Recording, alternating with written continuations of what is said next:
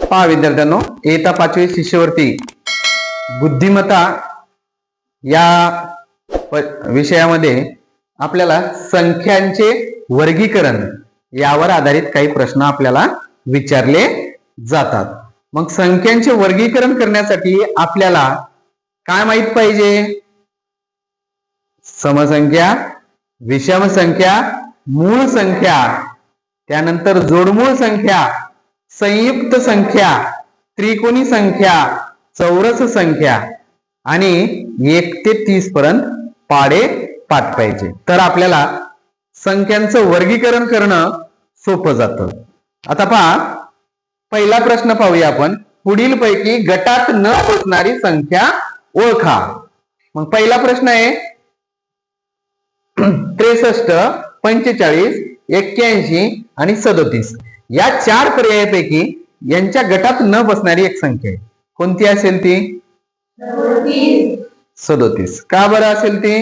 कारण 63 9च्या पाड्यात, 9ने 45 ला देखील 9ने भाग जातो किंवा 9च्या पाड्यात आहे. 81 9च्याच पटीत आहे. आपण 37 ही 9च्या पटीमध्ये आपल्याकडे नसणार आहे. म्हणून पर्याय क्रमांक 4 आपलं हे उत्तर राहील. समजलं? हा. त्यानंतर आपण आता पाहूया दुसरा प्रश्न. 51, 63, 89 आणि 27 यामध्ये कोणती वेगळी संख्या आहे? 89. का बरं? कारण ती मूळ संख्या आहे. बाकी 3च्या पटीत किंवा 3ने भाग जाणाऱ्या संख्येत 51 ला देखील 3ने भागाकार जाईल, 63 ला देखील जाईल आणि 27 ला जाईल. पण 89 ही मूळ संख्या आहे. म्हणून हे उत्तर आपलं राहील. त्यानंतर 82, 53, 64 आणि 37 यामध्ये कोणती संख्या यांच्या गटात बसणार नाही? तुम्ही सांगा आता.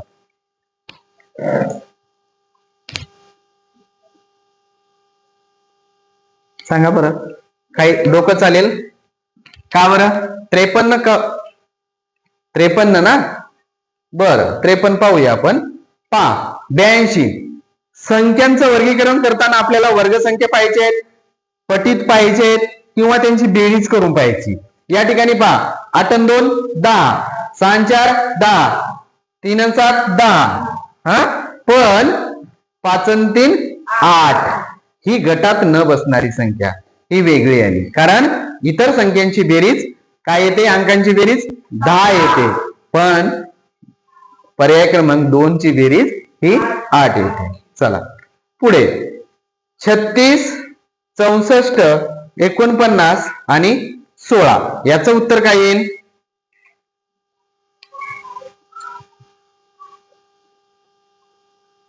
सांगा बरं.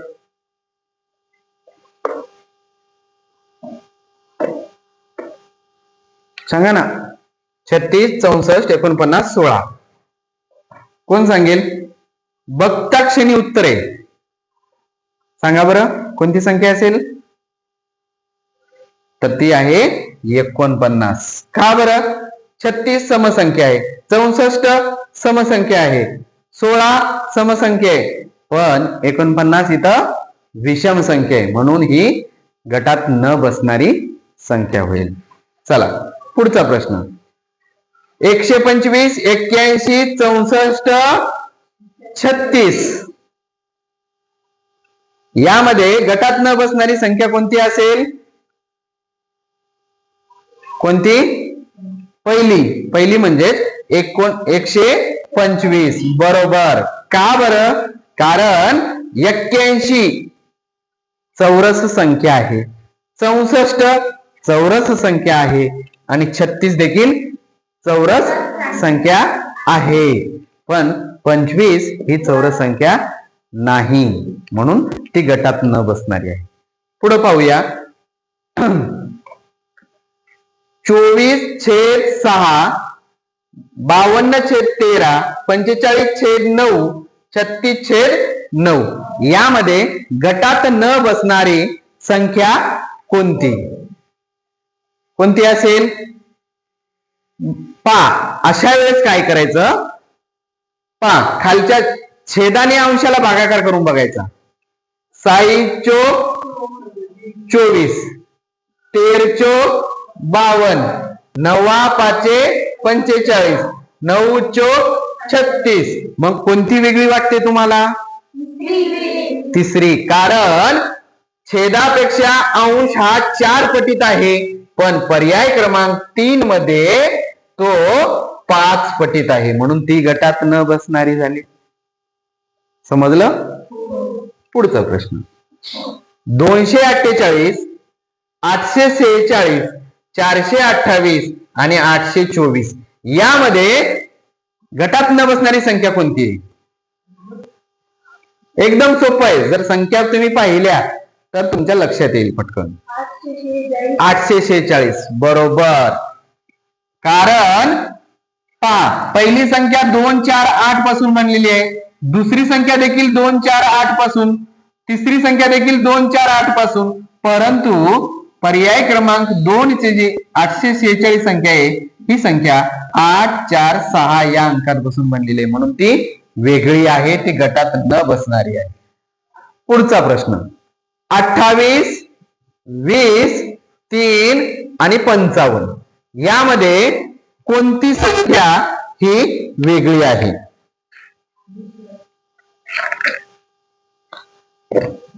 सांगा.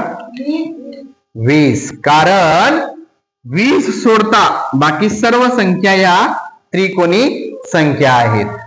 कोणत्या आहेत? त्रिकोणी संख्या आहेत. त्रिकोणी संख्या म्हणजे ज्यांची आपण ठिपक्याद्वारे अशी मांडणी करू शकतो. चला पुढचा प्रश्न पहा. 31 37 59 61 11 13 71 73 कोणती जोडी गटात बसत नाही? सांगा. पहिली. कारण 31 37 59 61 2चा फरक, 11 13 2चा फरक, 71 73 2चा फरक, परंतु 31 37 मध्ये 6चा फरक आहे. या आहेत मूळ संख्यांच्या जोड्या आहेत. ज्या 2चा फरकानं आहेत त्यांना जोडमूळ संख्या म्हणतात, आणि ही पण जोडमूळ संख्या आहे, परंतु यांच्यामध्ये 6चा फरक आहे, म्हणून ही गटात बसत नाही, म्हणून वेगळी आहे. चला पुढचा आणि शेवटचा प्रश्न. 9/30 14/45 20/64 4/15 यामध्ये कोणती संख्या गटात बसत नाही? तिसरी. बर. का बरं? कारण अंशाच्या पटीत अंशाच्या तीन पटीत मध्ये 3 मिळवायचे. 9 त्रिक 27 27 अधिक 3 बरोबर. बघा 14 1 14 14 त्रिक 42 अधिक 3 20 त्रिक 60 20 त्रिक 60 अधिक, या ठिकाणी 3 पाहिजे होतं पण 4 आले म्हणून ही वेगळी आहे. 4 त्रिक 12 अधिक 3 म्हणजे अंशापेक्षा छेद 3 पटीत आणि त्यांच्यामध्ये 3 मिळवायचे होते, परंतु तिसऱ्या पर्यायामध्ये 4 राहतात, म्हणून या ठिकाणी ही संख्या वेगळी आहे. आलं लक्षात? संख्या वेगळ्या शोधण्यासाठी आपल्याला संख्यांचे प्रकार माहित पाहिजे. एक तर पाडे, समसंख्या, विषम संख्या, मूळ संख्या या पाठ असल्याशिवाय आपण गटात न बसणाऱ्या संख्या किंवा संख्यांचे वर्गीकरण आपण करू शकत नाही. या उदाहरण आपल्याला लक्षात आलं असेल. ओके.